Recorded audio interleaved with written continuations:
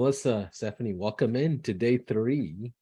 Help us understand what we're going to talk about today. And as we wrap up our monthly workshop, typically we do these for 4 days. We've decided to do this one for 3 days to be more efficient and compact as much content as we can in a shorter amount of time. Tell us what the third day is about. I know its acronym is monitor, but what does that mean? You're gonna go with stuff, or do you want me? No, I have no idea. Yeah, for me, I guess we could kind of talk about, because I think this really does look different for everybody and what their processes are. Obviously, that's kind of a no-brainer that everybody's going to be doing different things, right? So for us, that really looks like monitoring. Again, if you weren't here the last 2 days, I threw the link to the worksheets that we gave out into the chat, and the YouTube channel will have all of the replay recordings if you missed day 1 and 2. But in day 1 and 2, Melissa, I think she's getting up our 9 steps here. We talked about plan, assemble, monitor. So day 1, plan, make sure all your ducks are in a row, like Paulson said. And we use the market plan software to really help us utilize that communication piece as well. And then assemble, also using market plan to assemble our pages. You can edit things right within the market plan software. So that includes funnel pages, forms, workflows, whatever you want to link directly to it. And then in day 3, we're talking about monitoring. So for us, that looks like, launching it. That's the first step. The initial step is you're not gonna be able to review and revise anything without knowing what the feedback is and having people actually look at it and tell you either it sucks or it doesn't. And then off of that, we can now repeat those last 2 steps of reviewing what that feedback was. If we're doing a Facebook ad and it's not going well, is there a certain part where they're getting tripped up? Is there we can see those stats on the market plan, which is what Melissa will talk about in a second, where you can see all of your steps in that mapping that we did in day 1, that plan. And after we assembled it in day 2, we now can use that monitoring feature to look at the stats, tweak what we need. If something's not working, how can we make it work? If it's whether it's a flow thing, whether it's a technical issue, whatever it may be. And then we just keep revising and tweaking from that point on. And I really don't think there's any point where you just stop tweaking. There's always going to be new information, new features, new everything. Something changes, Facebook's algorithm changes, and now where you were making money, now you're not. Yeah. Exactly. So there's a lot of different ways to do that. And the main 2 points of just looking at the data once you actually launch it. So this isn't making it perfect before you launch it. This isn't having to make sure that everything is going to work exactly how you want it and there's no bumps in the road, because that's never going to happen. And you have unrealistic expectations if that's your goal. I mean, that's a great goal, but we all wish we had that, but it's not possible really to expect everything. And coming from a ADHD Capricorn, I can tell you that right now, that's a hard pill to swallow. But again, you're going to make more money launching with some mistakes than you are with never launching. You will never know what's money not right until you do it. So Melissa, I'll let you take it from here. All right. So we're going to go into launch, review, revise today. That's the last step, monitor. That's where Pam comes from. So now we're going to go in, and I'm going to go into a particular client's account. And I don't have the whole thing up. How many people have not seen day 1 or 2? Are there a bunch of people? Give us a 1 in the chat if you have seen day 1. Yeah. Give us a 2 if you've seen day 2. Or okay, so it looks like 1 and 2. Okay, some had 0. So we'll just do a quick overview. Neither. Okay. Yeah, I think we do a quick 2 okay, minutes. We'll do a quick overview. So what we've done with the PAM platform is we've white labeled market plan the same way we white labeled high level. And the problems that we were finding, and it's funny, is if you're doing services, and this has been what Sean's been saying for how long, they tend to drop you after 3 to 6 months. And so how can we keep them in our universe longer? And how can we prove results in many ways for what we're doing. Before, it's easy to say, well, first of all, a client would say, I just need a funnel. It's just a couple pages, just a couple emails. It won't take you any time. It should be really cheap, right?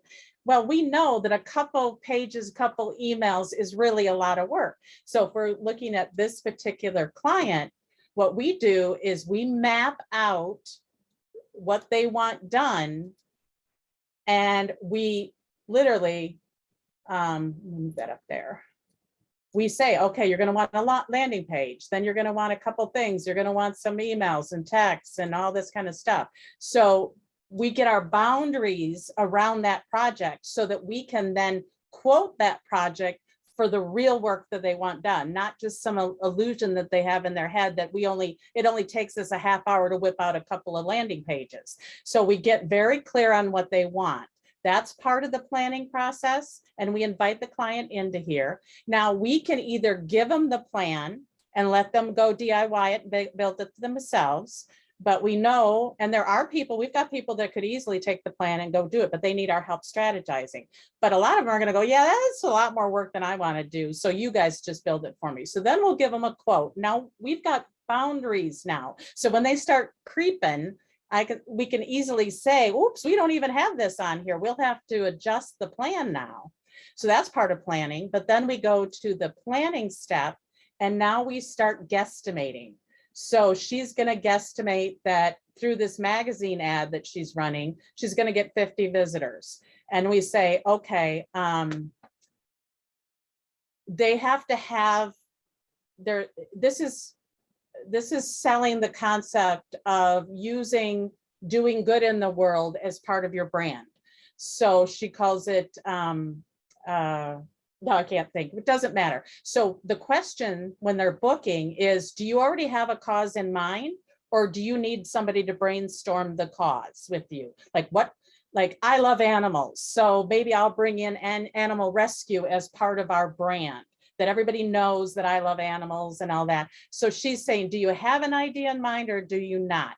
So we're going to pretend that 20% of the people are going to go to this one, they're going to know, and 10%. So we're not closing we're not getting everybody to book.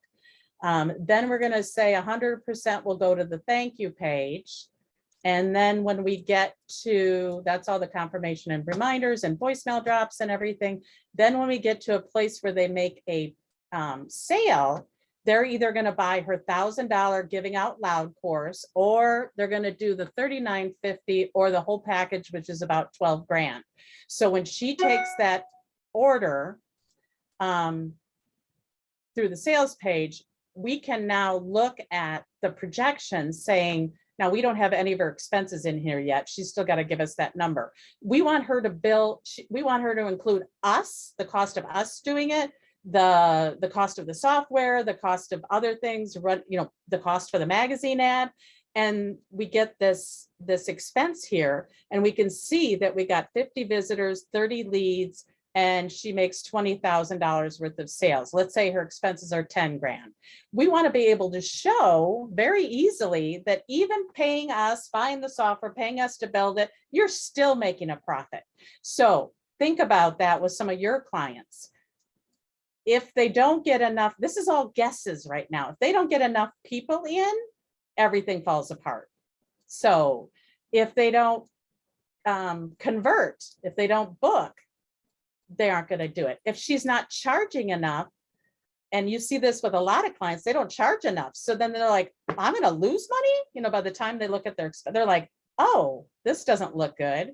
So we get to advise them about, hey, if you would just raise your price 10%, you're now in a profit zone.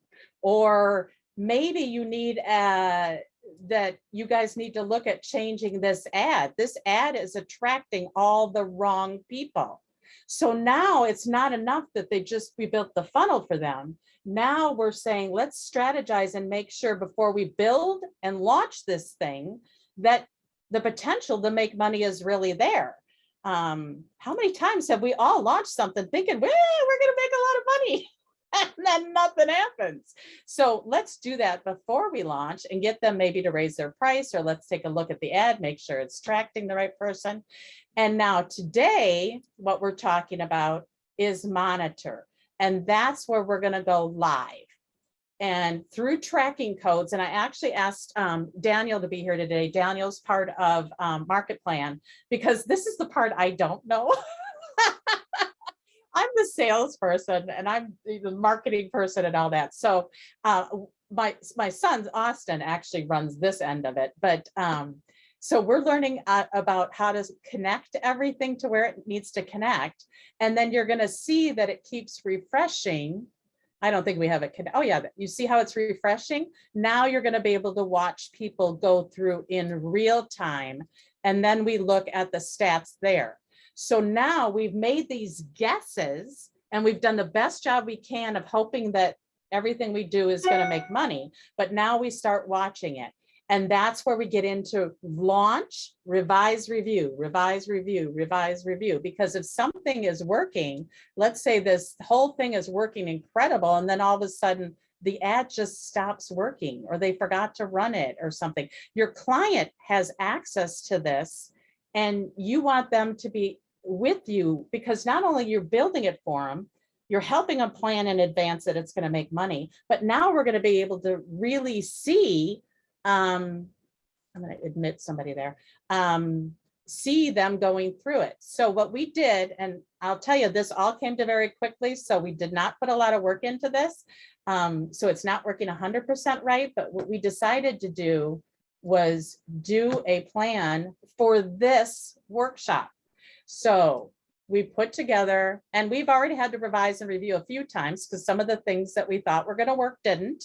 So now if we're in the planning mode, I'm going to get a little closer here. We had people texting either upgrade or sassy, and we were guessing a certain amount of numbers, and then at 30%, and then there's two sales. I mentioned yesterday, there's an upsell. So the first sale is you would buy the software at $395. We have a 40% commission, just like high level.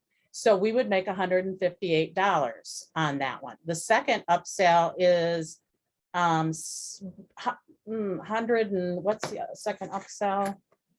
I'm not even big on the numbers. It's like 160 or something. I think it was like 190 something. Yeah. Yeah. And that's where you get extra, you get unlimited people and all that. 195 exactly.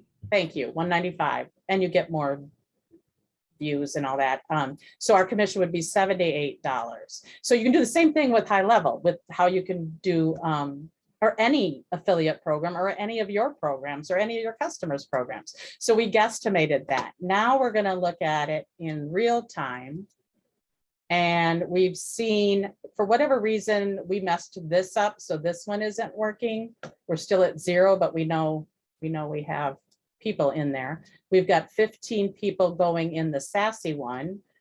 23% or 10 people went to the order page. 4 people bought the upsell. So if I look at the stats, we've made $944 so far. We didn't put any expenses in here or anything like that. We're just kind of whipping this together. But I wanted you to see in real time how this is going to work. So we're excited. Like every morning we look in here, oh, it's working, and we can see people going through it. Now we don't see the actual people going through, but we're seeing the numbers going through. And I think, Daniel, when you guys get to stage 3, you're building in kind of a CRM where you're going to be able to see those names, right? Oh, did we lose them already? Yeah, stage 2 is rebuilding the task system, and the task system is, let's go to, so stage 2, or stage 2 is assemble. So what we do, for those that missed yesterday's session, you can go right into a page and edit within high level directly. So we invite the clients in, we have messaging going on back and forth. And then we have tasks, the task area is getting rebuilt. So if you think about it, right now we have only a few plans working. Let's say we start getting a bunch of clients on this platform. Well, each Kanban, so I can work right in here and we can give each other tasks. The clients can say, I don't like that color, whatever. We have a Kanban for each project. So the client, all the team members that are involved in here, you know, you've got your graphic artists, you've got your copywriters. In our case, we've got our gifting person in here and everything. Everybody's got these to-dos. So a client can pop in here any day and say, oh, wow, they've gotten a lot done. Whereas before it would have been, oh, it's been really quiet. I wonder if they're even working on my stuff. Now they can come in here. We're tasking them with things. Like our client has to answer these questions. Once they're answered, we move them here. And you can make these whatever you want. In this case, the client's giving us the stuff we need. Then if it's just the answer that we needed, we put it here. If it's a to-do, we move it over here. And then we assign somebody the task to do it, which is great on 1 or 2 or 3 projects. But when you start having a whole bunch of them, you've got all these individual Kanbans that you got to go in and out of. And their market plans phase 2 is going to make it so that we can have access to all that information. Like I need to see different things than what Stephanie needs to see, than what the client needs to see. I need to see my to-dos for all the Kanbans, not just for the one Kanban. I need to see them for all the Kanbans. And so they are just like, I'm on the beta for this and it's amazing what they're building. Then their phase 3 is going to be kind of a simple CRM where we can then get their names in there. Phase 4 is redoing some of the Canvas, helping us with some more of these things. And then phase 5 is going to be the mobile app for everything. So this is what the combination of high level with this is allowing us. It's transforming how we're running our business. I have a few questions for you, Melissa. So Sorry.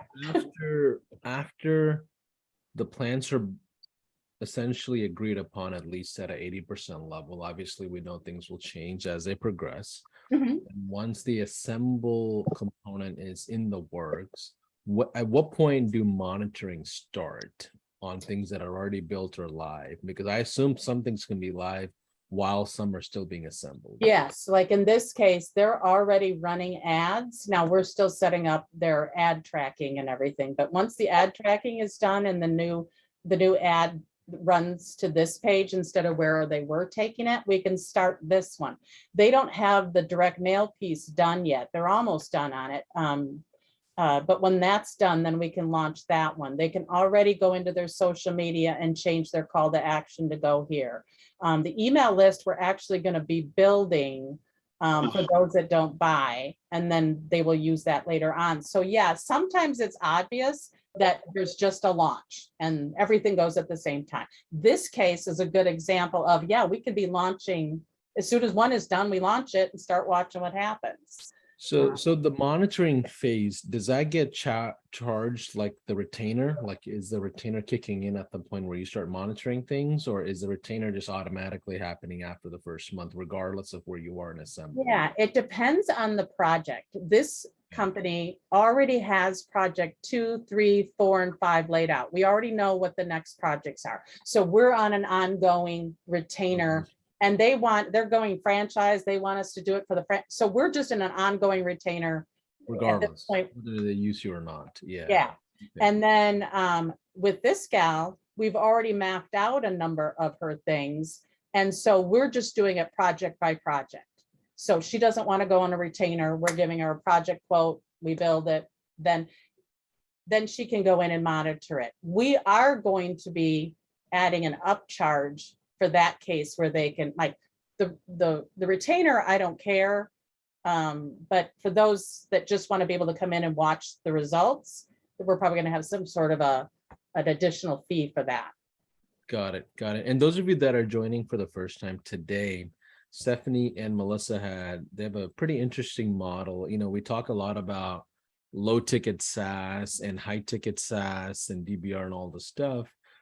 They've put together, I call it an a la carte style, right, of SaaS, which is really consultative and services driven. And what you're doing is bringing them in at $297 or $400 or $500 as an initial, engagement, and then charging a la carte as it's needed. So charge $1,000 or $2,000 for a strategy session, whether they implement that strategy session or blueprint, if you want to call it, it's up to them. And then if they want you to actually assemble for you and build the structures out, then you can charge a high ticket for that and back them into a maintenance retainer. And that's the model Stephanie and Melissa have. Yeah, and we start by selling the software as a SaaS model. That's where I started at the beginning with high level. And so we didn't want to jump into this right away with people. It's overwhelming. They're getting onboarded for the software. They don't know what to do. So at right about 30 days, part of our onboarding is they have to book an accountability session with me.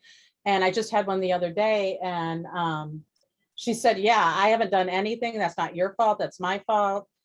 And I said, how about, I said, what's the problem? She goes, I don't know where to start. And I said, okay, how about we start with a planning session? Let's look at your most profitable thing, and we're going to plan that out. And at the end of that session, then I can give her the plan to go build it, or I make the offer that we can build it for you if you would prefer. It doesn't matter us. It's okay either way. Some of them are DIYers. They can do it. They don't need us to do it. Yeah, it almost, when you first mentioned this, actually, when Stephanie mentioned this yesterday, it almost felt like you guys were playing good cop and bad cop, and it's like an accountability thing. Like, hey, where are you? We're wasting time. You're actually wasting. I'm bad cop. Okay. Yeah, always.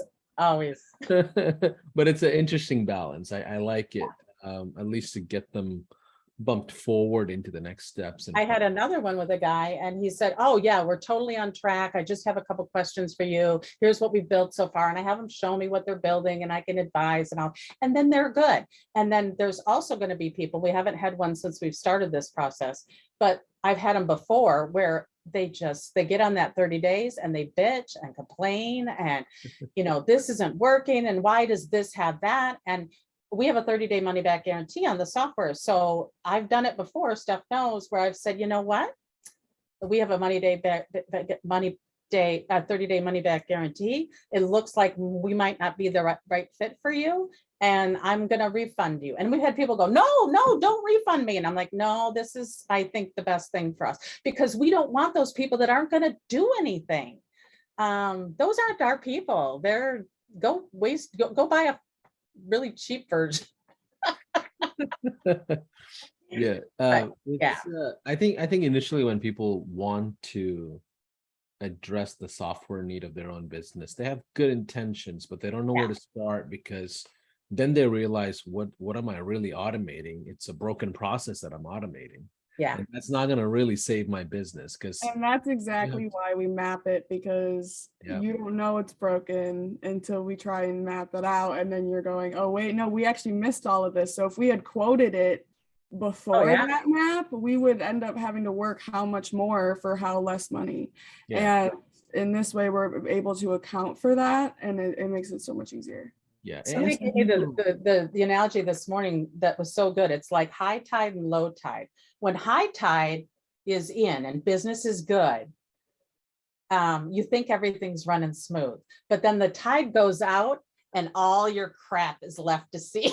And it's like, oh yeah, we got a mess going on. And I think with COVID and everything, it was kind of a low tide, and people are starting to realize, I don't have in place what I thought I did. Yeah. Here's what I know about business very well. Supply demand matters a lot. The real want and demand for your offers matters so much more than what you're charging, what your market plan is, how you're going to SOP everything out. What really matters is if you're actually, like, if the offer is truly wanted, right? And then from there, creating revenue streams becomes easier. And when you do create revenue streams, it's much easier to build processes with the right teams. Yep. Easier to scale. Some people, especially in the marketing world, our sales skills are so good and so high that you can easily sell an offer that doesn't have true demand. And Yeah. they will say yes, and that'll catch up. That'll catch up to you as the business owner. So you have to be really careful of what your offers are, what you're selling, how you're positioning it. And with this whole PAM method, what I think clears up a lot of things is the difference between demand and actual supply of the offers. Because when they layer this all out, you'll be able to see, oh, how many leads are actually coming in and from what sources and why are they coming in and what should be expected. You can see retention, you can see repeat customers. Oh, and Paulson, you know this, every person says, oh, I closed at about 80%. 80%, yeah. 80%. Only My to close your ratio friends. is. Only to your friends, not cold lead. And then, yeah, if your close ratio is really at about 20%, the numbers don't work. No, yeah. And you can build a business around a broken process just because it has good sales skills attached to it. It's just not gonna last forever. You may have a 2-year run and that's it. You'll be the next guy on the chopping block in the market. The market will eat you up. So let's go to a monitor.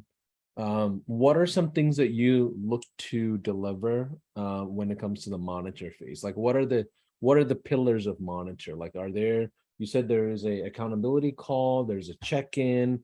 Do you offset this entire project to a project manager or an account manager that kind of just manages it versus the engineering side of it? What is all in the monitor component?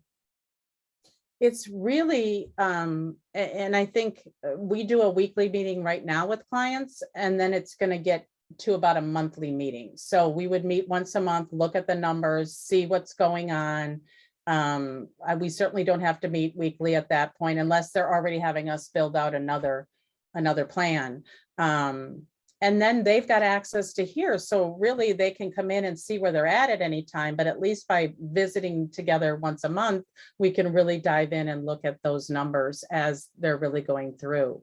And again, if they have he says they close at a 70% close ratio.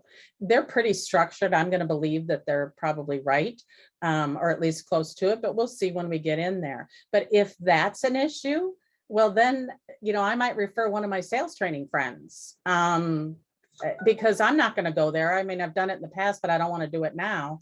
But we've got a lot of people we work with that I would recommend to go in and say, let's look at what's happening here on this end. Because this is all working, and then all of a sudden it falls apart here. Or if the ad isn't bringing in the right kind of people, or if this magazine ad sucks, they're sending a special ticket in the mail, driving them to go book the free swing assessment. There's quite a cost there. And if it's not giving us, if these come back, at less than 1%, well, that's got to go. Or we do a different ticket, or we try something different. So the numbers are going to tell us what we need to work on. Because then it's my opinion. And A/B testing, of course, we're going to start out minimal viable funnel basically. But if we start saying these numbers aren't converting, we may do an A/B test on that booking page. Actually, we've even talked about it already. We're going to have a picture on this booking page, but I've already got them prepping to do a video for the B testing to say, hey, I just want to give you an idea of what's going to happen at this session. And maybe that will convert better. And if the client goes, no, I don't believe that's going to work. Now he wouldn't, but let's say he does. And we say, try it, let's try it anyway. It's the numbers that are going to tell him which one worked, not his opinion or my opinion. I think it'll work better, but what do I know? Off of the tracking, I do want to throw out, we did go more into this yesterday in day 2. So if you guys missed day 1 or day 2, make sure that you go to the High Level YouTube channel to check that out. But off of that tracking point, there's those embed codes at every point in here that you can place onto your high level pages, onto your Facebooks, all of that to track that outside. So it's also, you don't have to have it all in one place. Even if it's outside of GHL a little bit, you're able to put those codes all over the place in order to track that that activity. And another question that I saw come through that really goes well into this monitor is someone said, Eric said, was asking about a magazine ad, like a live magazine ad. So the beauty of the monitoring is, okay, so when you're assembling, right, you would put the codes wherever, and then in your magazine ad, maybe there's a QR code that they scan, or maybe there's a QR code that they scan, maybe there's a link that they go to, whatever it may be. And then that is when you can start tracking that in market plan, as well as you can compare that to your other flows of traffic as well. So if you're doing Facebook ads or social media, other thing, or just, email list, if your email list is getting a lot more traffic than that magazine ad, and we can see that in that monitoring area when we have those stats live, then we know either, okay, we need to tweak our ad, it's not working the way we wanted it to, maybe it's a different magazine we need to put it in, maybe it's not the right audience, maybe it's not the right page, people aren't reading that far into the magazine to even see it, I don't know. Or do we drop it completely because it's not even worth it and our email list is getting twice as many conversions, and we'll just stick with that. So that's where that monitor, review, and revise kind of comes into play, is that once you start really using it, you can look at the stats that you have and, tweak off of that. So that's where like a lot of our answers is going to be that, because it's totally depends on what you want to have happen for Well, and it's the monitor piece that's sticky. The reason they're not going to want to leave us is because they're not going to want to give that up to be able to see what's going on there. You want that stickiness. So, and then we become, I've been doing all kinds of different terms for it, like sales and marketing. What did we call that again the other day, Paulson? I know I wrote it down. Sales and marketing. I was saying you're positioning yourself as like a fractional CTO, like a chief technology officer. Yeah. Or a technology liaison at the end of the day. But all of it is really just the MSP model, right? Managed service provider model. You can have, 5 different titles. Yeah. Functionality is expansion revenue, maintenance revenue. Yeah. And making sure they get the right thing. And one thing I can tell you guys is that a lot of business owners, everybody thinks they have a unique business. Like that's just a natural bias. And it could be the same freaking dentist on the side of this, corner that think they just have a different Invisalign offer that nobody else has. And that's just the way most of us human beings are. And because of that, they end up building unique systems that are not necessarily needed. So, the tendency to overbuild is typically pretty high. So when you do this, you can really simplify this whole process down and tell them, hey, you don't need to worry about all these other puzzles and pieces. Let's just narrow down our conversation and just focusing on no-shows, just focusing on calendars, or just focusing on the funnel that needs to just have a, recurring automated messaging that replies to people. Like whatever it is, you can really confine the conversations quite a bit. What else should we know and learn about the monitor phase, ladies? Everywhere, like this is the pop-up tracking code. So on your pop-up and high level, you're going to put that tracking code. So that way, if you're making an offer or the order forms on a pop-up, we've got the ability to handle that. You're putting tracking codes on everything so that, again, we can see as people are coming into the world. So it's a lot. It's almost like a sales and marketing operating system. When you put high level with this, it's kind of it's the proof that what you're building is going to work. Or if it's not working, we have to look at why. And then the relationship you build during that mapping process is also like you're the expert clearly as you're taking them through this process. I think Mary had a really good question that will kind of help us like solidify this monitor area, where she said you're charging $297 per month for high level, and then what is the amount you are charging for the market plan per month? And if people want to do the $1,000 mapping, then they get your own white labeled version of Market Plan for a month, or how do they get their map from you to access it? The So- nice thing about Market Plan is it's just like high level. You can do whatever the heck you want. Right now, we're not charging a monthly fee for Market Plan because we're still doing the beta, getting it all working, doing all that. We definitely will be charging for it. And then the big thing will be when you have an agency plan, you can have clients under here, and then they can go in and do their own mapping if you give them the ability to do that. And so they could be mapping out some of their stuff. So you even got levels that you could sell it at. Maybe you're just only selling them the monitor piece, or the monitor piece comes free with us building your plan or whatever. Right. Because what I wanted to add was, like, with that $1,000 mapping, what we're doing with that is, hopefully most of the time they're like, okay, this is way too much work. I'm just going to have you build it. And then that's the goal for making back the money that we are spending on Market Plan. And also, if you take up the deal that we keep that we're offering from this, it's a lifetime price. So you don't even have to pay monthly for it either if you don't want to. So you can take up that lifetime price as well.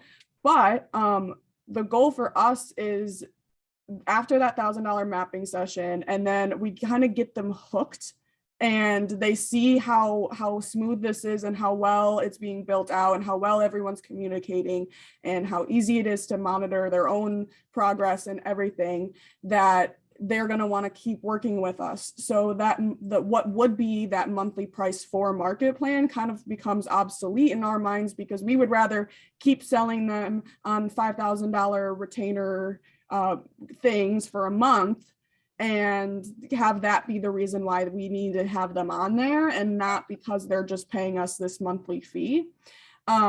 If they are like, okay, well, now I want all these people under me, or I want all these team members and these ad people and these whatever, they could get their own Market Plan if they wanted to. If their business is that robust where they want to split it up like that, we have no problem with that.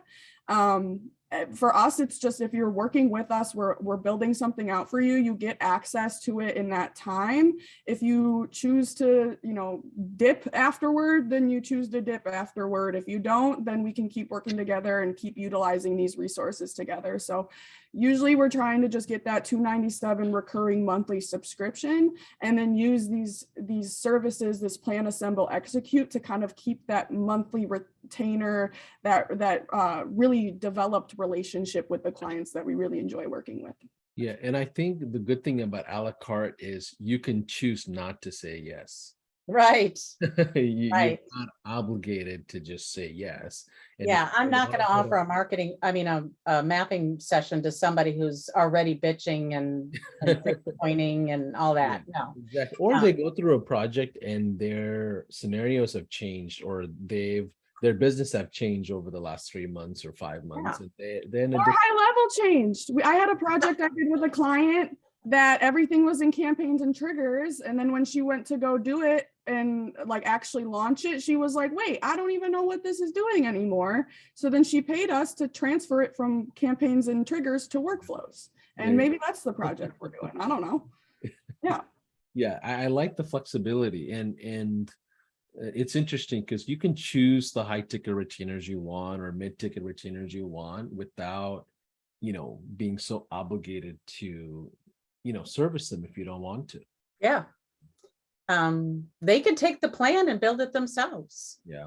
So let's do this, the last 20 minutes here. Let's do an open Q&A. Okay. Any questions that they might have had? I want to just put this up there if people want to start jumping on it too. Yes, guys and gals, if you want to take advantage of Stephanie's and Blair's, Melissa's offer, text this number, and when you text that number, they're going to shoot out an upgrade link for you, and you'll be able to upgrade from a 97 to 297 or 297 to 497. And based on your upgrading in high level. Yeah, you're upgrading to high level, and based on that upgrade, you'll be able to grab a lot of the offers they have and resources and everything. And if you are already upgraded, and if you're on the 497, there's a second prompt there that says text already sassy, and you'll be able to get one of the lifetime deals from Market Plan. And all this is completely outside of high level, just so you know. Yep. Um, Nothing to do with high level. and Melissa and Stephanie are going to serve you well. Now let's do a Q&A from day 1 all the way to day 3 and take a little bit more time today to answer as many Q&As as we can. And we're going to keep this going for about 20 more minutes. So what I want you guys and gals to do is use the reaction button on the Zoom session. And what you're going to do is raise hand like the way I just did. Okay. And we'll just go in order of the questions that you may have in this whole model and anything else that we might have missed, and we'll go from there. Yeah, I know I was answering some as they were coming in as much as possible too.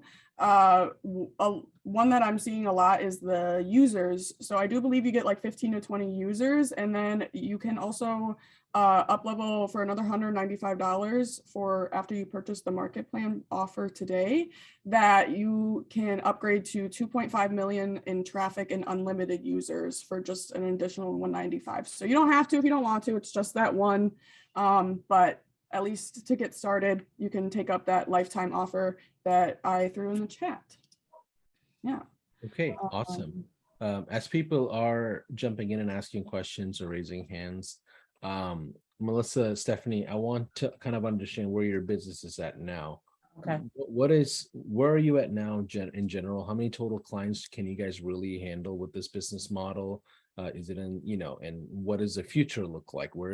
Based on everything you've learned so far, will you continue this a la carte model? And do you feel strong about it? That's another, because we talked about scalability, right? Yeah. This whole business is built around you too. And I know that, and it's a great legacy business. But if somebody's looking at the cookie cutter McDonald's model, like I was interested in, like, is this, what's the future hold, what does that look like for you? Yeah, so I got involved with high level pretty much at the beginning, about 3.5 years ago. It was just me. I quit my job and I started selling SaaS right away. So I think I was at about, I was just wondering, Steph, I think I was at about 75 people, and then you joined, and that's right when one of our clients on Mailgun, we set Mailgun up all under us, and one of our clients spammed a bunch of people, and we got shut off on Mailgun. 75 clients and us. Nice. And you talk about a freak out. So then I went over to Send in Blue, got them all set back up again, went and pleaded our case with Mailgun. Then we reset it up the right way. We hired Kristen Rushman, who is a queen, and she helped us reconfigure everything.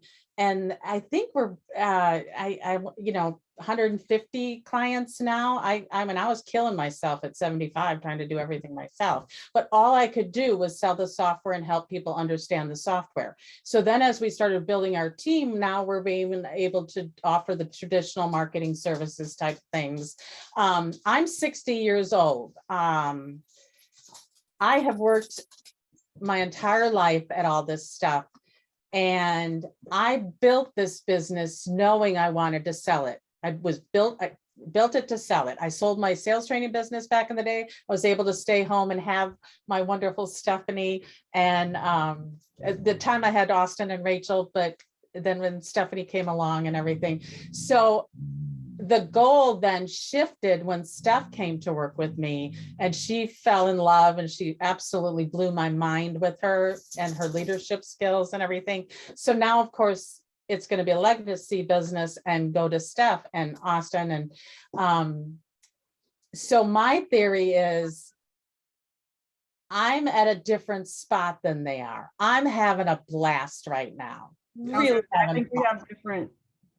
But when she takes it over, she may decide to go a whole nother direction. And so much will have changed by then. I'm looking, hopefully, another 4 or 5. There's quizzes. No, I'm kidding.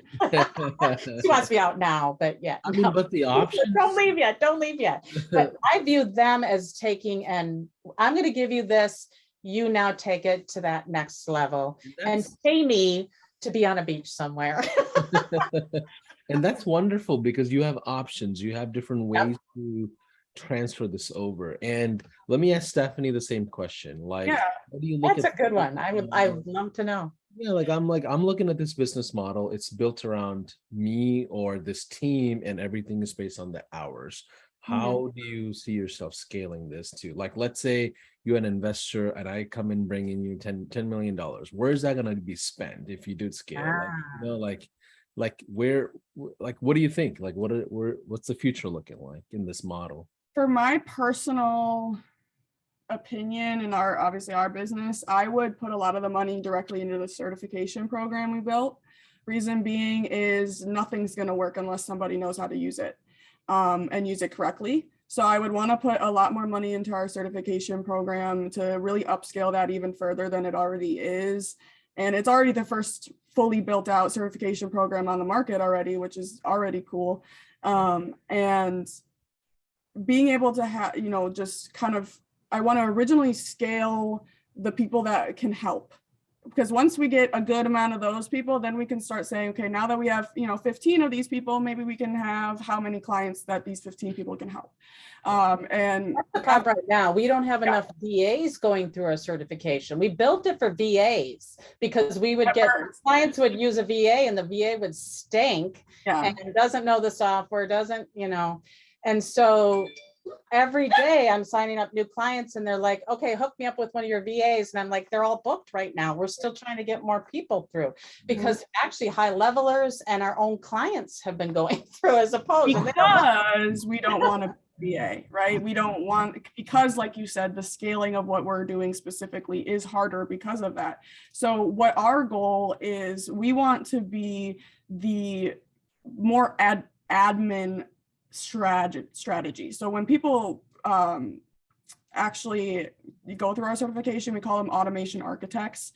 And so we like to be those automation architects where we can strategize with you on how to best use the software and how to build it, but we're not going to be checking your email every day. We're not going to respond to the messages in your conversations area. We're not going to make sure that people are getting, we're not going to do that day-to-day stuff. That's where we want to pass that along. So in terms of scaling, after doing the scaling of the help, of course, I would definitely want to move more toward into market plan and making sure that all those people that are going to be working with us also know how to use market plan as well as GHL, because as you can see, I mean, we spent 3 whole days on how awesome it is to be able to communicate, build, edit, approve everything right in one system. I mean, that's why you guys sold high level as well as you did.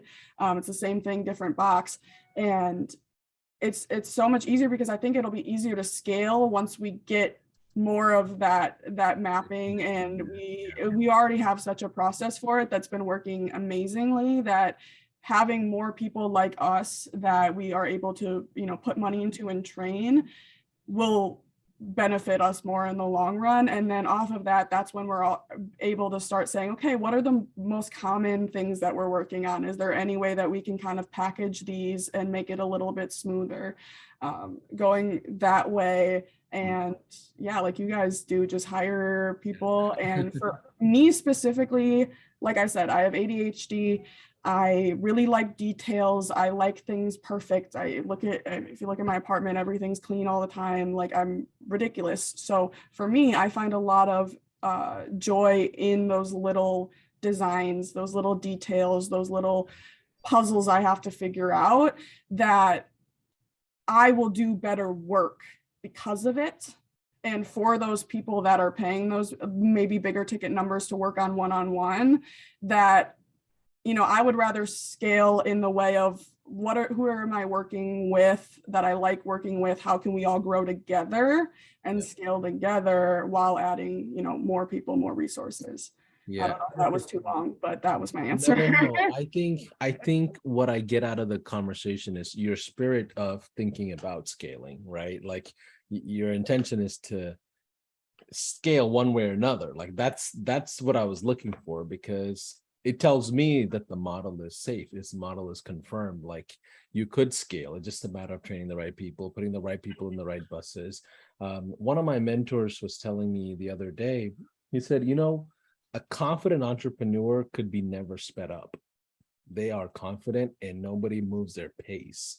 And the reason why that is they know what they have and no one needs to rush them in anything that they do. They know at one point because they're not going to give up no matter what happens, that the market will respond to them, whether it's now or later, it doesn't matter. And you both know that High Level's working on our own certification program, and we've had a Oh, yeah. putting that together. And when we in the one company that we look for when it comes to this piece is Salesforce. Like nobody else has done their certification game as well as they have. And I don't know, it's like 30 or 40,000 representatives that they have certified in-house, right? It's a massive system. And, now I'm looking at Stephanie and Melissa, and I'm like, okay, fellow high levelers are launching something similar. Let's collaborate with them. Let's figure out. Exactly. And we are big collaborators. We've already collaborated with other high levelers on things. We bring in people that know how to do things that we don't want to learn how to do. If I'm not good at it, I'm not good at it. That's okay. I'm good at other things. Share the wealth. If we get so busy that we're ready to scale and there's already other high levelers that maybe don't, we've had a lot of people look at High Level and go, yeah, I don't want to do that. I'll just run through you. They realize sometimes that they don't want to run a software company or whatever. And it makes more sense just to partner up. It does. So let's go, guys and gals. We're going to spend about 10 more minutes going through any Q&A questions that you may have. We've done a great job just answering a lot of the questions while we're chatting. I think Stephanie was fielding a lot of that chat, so now we're seeing less questions. But either way, this is a great moment to just raise your hand and we'll go. Looks like Tyler's got his hand up. Yeah, let's go with Tyler. Hey, Tyler, how's it going? Hey, everybody, how you doing? Pretty good. Let's add you to it. Okay, there you are. Right on. So I was just checking out the pages, the content, the certification and whatnot, and just wrapping my mind around everything, and largely because I missed yesterday. But I think I kind of have the Coles notes here. So when I was looking at the certification process here, looks like it's around High Level. And of course, the initial link from day one, we're able to get that lifetime deal with Market Plan. The one gap that I'm seeing right now is how do we see a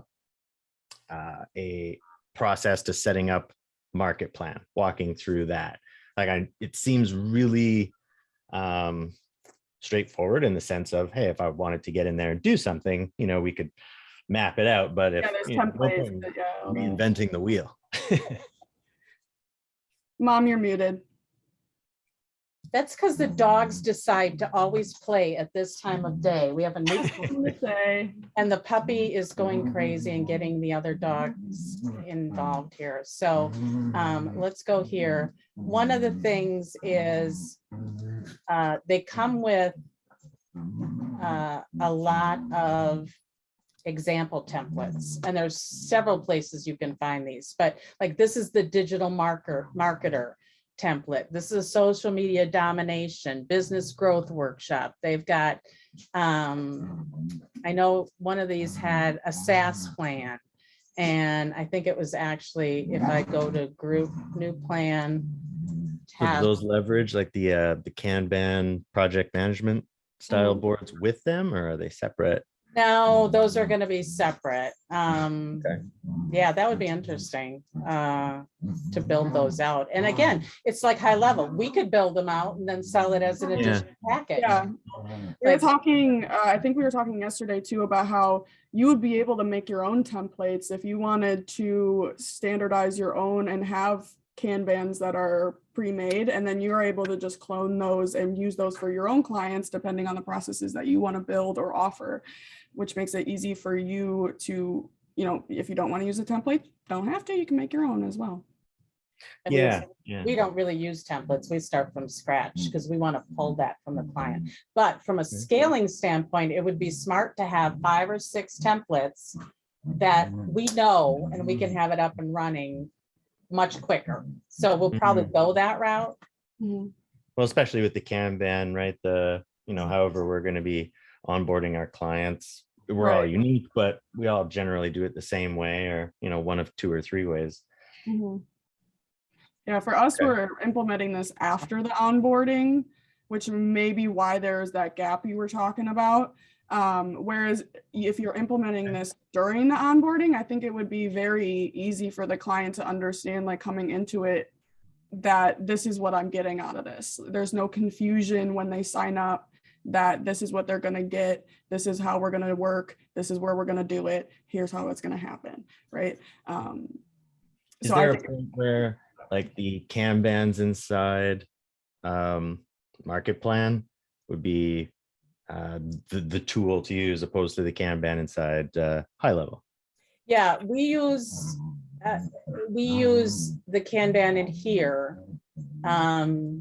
the main difference for me is that the Kanban in the pipelines in high level are associated with contacts specifically.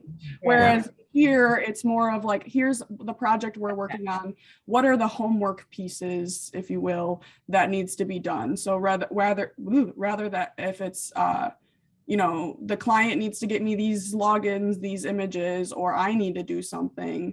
That's where the Kanban in here is a lot easier because it's task oriented and who needs to do it and deadline oriented. Whereas in high level, the pipelines are just associated to contacts themselves and there's no other information to be shown at the moment with that. Yeah, we use pipelines extensively in high level, but we don't use them for the project. Okay. And with the market plan and the Kanbans for each client, you're basically creating those as you go. Yeah. Okay. Well, Okay. and we need to have a checklist. We have not had a checklist yet. And so we're building the checklist as we go to make sure that when we start, we would start with some things already in the Kanban.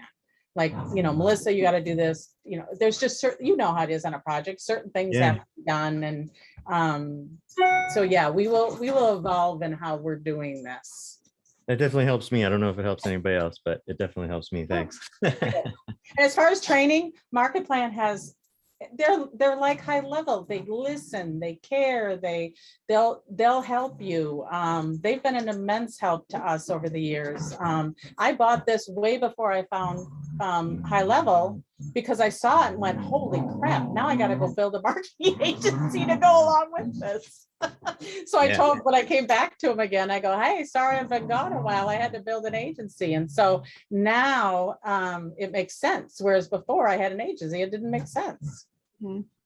Okay, perfect. Thank you. Thank you, Tyler. Okay, awesome. So I don't see any more hands raised. So what we can do is kind of close out. Let's do a quick review of the offer. So for those people that want to take advantage of something, they can. Stephanie, can you just go over the offer? The offer from high level is jump into the Blair's upgrades from wherever plan you are at, and you can get a ton of these resources that they're presenting to you, and the way you get it, Steph's going to share. Yeah, so we have the two offers. So if you upgrade, you will get access to our lifetime price of Market Plan. It's the lowest offer of Market Plan on the market, period. And so that is $397 lifetime rather than $79 a month, which is huge. You also will get a 1 hour one-on-one session with us and our team to help you kind of map out one of your first maps if you need a little bit more clarification on that and how it could work for you. And as this is for any affiliate of ours of high level, that you get a $500 discount on our certification program. So if you're interested in that and you're upgraded or you're after you upgrade, feel free to give us a shout and, you know, email us, message us for that. And if you're already on the SaaS plan, the Pro plan, you can text already sassy and get that lifetime price. And you can scan the QR code to go to we made a quick landing page that connects to high levels upgrade page and everything, just to kind of lay out the offer more for you as well. But yeah, this ends July 20th, 5 p.m. So that's next Wednesday, 5 p.m. Make sure that you don't miss it and you don't, you know, forget about it. So yeah, scan that QR code, text those numbers and get upgraded, get working. And yeah, that's all I got. So one thing I can tell everybody here is Melissa and Stephanie are very, very active members of our community. So during this, in the streaming, on the comments, wherever you have questions, whenever they get time, they'll go through and answer as many questions as they can. And also, we typically run these workshops once a month. If you're on the pro plan, you get to jump into our weekly coaching calls on Wednesdays at the SaaSpreneur Lunch and Learn. Another reason to upgrade if you want to just be coached through the process. And we share some integral knowledge and ideas and offers everybody else is doing. Stephanie, Melissa, I just want to say thank you from the High Level family for saying yes. I know I bombarded you with our team members as well to Okay. on top of you to get everything done, which is Gotta great. get it done. Yeah, and which also help you guys, restructure everything quickly and Yeah. present everything. So I think it worked in all of our favors in a great way. All the recordings and replays are in the YouTube High Level YouTube channel. Again, this offer is good until next Wednesday, 5 p.m. Central Standard Time. That's Texas time or Chicago time, wherever you are. And have a good rest of your afternoon, everybody. I'm gonna go ahead and close out day 3. Remember, Woo, we did it. yeah, it's done. Thanks, Francis. Thank you. Okay. Bye, guys. If you ever want to interact with Stephanie and Melissa, you can catch them at the town hall meetings for sure. Yeah, and we're in the Facebook group, and yeah, Melissa at cultivatingsales.com or Stephanie at cultivatingsales.com. But yeah, all right. All right. Bye, everybody. Thanks, Thank you. guys.